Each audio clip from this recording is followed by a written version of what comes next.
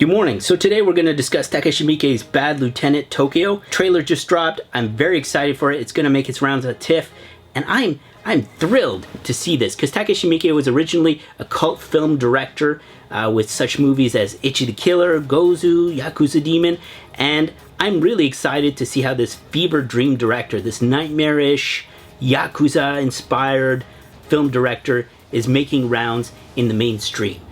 And it just has this quality that I can't put my fingers on. Here, let me put on my Yakuza glasses so that I can better assess it. When it comes to certain scenes, definitely inspired by kabuki theater and that kind of display of over-exaggerated violence, which is typical of Takashi Miike movies. It's just so out there and so outlandish. So you're aware that you're watching a movie. He does this deliberately, I feel, so then you're aware that it's a dramatization, it's not embedded in reality. And I think I remember an interview with some of the actors, the more background actors. Sometimes there were rumors that he would cast some Yakuza group members in some of his movies. And I remember an interview where they're smoking a cigarette and they're going, yeah, you know, the Yakuzas in this movie, they're more Yakuza than Yakuza, you know? Like, because it's so exaggerated, it's so out there that you suspend your disbelief, but you go along for the journey because you're aware that it's a movie. It's almost humorous the way that Takashi Miike expands in his worlds. First Love is more mainstream. It's about a boxer. He gets intertwined in the Yakuza underworld and cops and the violence and this sort of thing and disloyalty. And you're not used to Yakuza movies. You're not used to Takashi Miike.